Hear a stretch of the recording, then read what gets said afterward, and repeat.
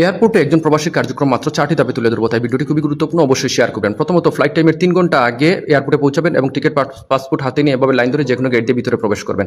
2 নম্বর, help ডেস্কে চলে যাবেন এবং তাদেরকে জিজ্ঞেস করবেন আপনার চেকিংটা কোন কাউন্টারে হবে। 3 নম্বর, র এ, র বি, র সি, র ডি এবং র ই নামে এয়ারপোর্টে মোট 5টি কাউন্টার রয়েছে। ওনারা যেটিতে বলবেন সেখানে গিয়ে আপনার চেকিং সম্পন্ন করে বোর্ডিং পাস সংগ্রহ করবেন। 4 নম্বর, বোর্ডিং পাস হাতে নিয়ে আপনাকে ইমিগ্রেশনে চলে যেতে হবে। একবার ইমিগ্রেশন সম্পন্ন হয়ে গেলে আপনার বিদেশ যাত্রা কমপ্লিট। অনেক প্রবাসী বিদেশ গমনের সময় হ্যান্ড লাগেজে করে body spray, shaving foam, blade, razor, কেচি, প্লাস রান্না করা খাবার, রসালো মিষ্টি, লাইটার ইত্যাদি নিয়ে যাওয়ার চেষ্টা করেন, যা সম্পূর্ণরূপে নিষেধ। ফলে এগুলো ডাস্টবিনে ফেলে যেতে হয়, এতে অনেক আর্থিক ক্ষতি হয়। তাই এগুলো বহন করা থেকে বিরত থাকবেন। ভিডিওতে দেখানো জিনিসপত্রগুলো অথবা এরকম দেখতে অন্য কোনো জিনিস হ্যান্ড লাগেজে বহন করা যাবে না। ভিডিওটি শেয়ার করে এই লাইনের যারা পিছনে আছেন, কারোর কি 9টার মধ্যে ফ্লাইট আছে? 9টা। আপনি কয়টায়? আপনি কোথায় আছেন সিরিয়ালের? নিয়ে আসেন, আপনার আগে প্রবেশ করে দেব।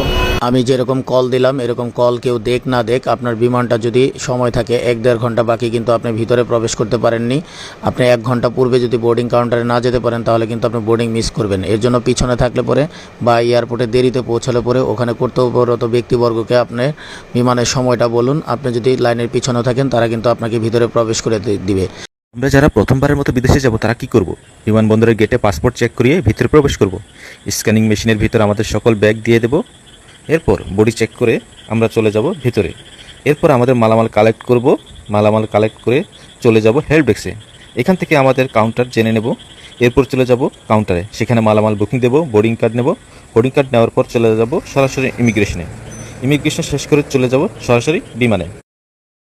নিজে শিখে ফেলবেন যে কোথায় যাইতে হবে। ঠিক আছে, আপনার ফ্লাইট নাম্বার কোথায় বাইর বলেন তো, কোনটা বলেন তো দেখি ফ্লাইট নাম্বার।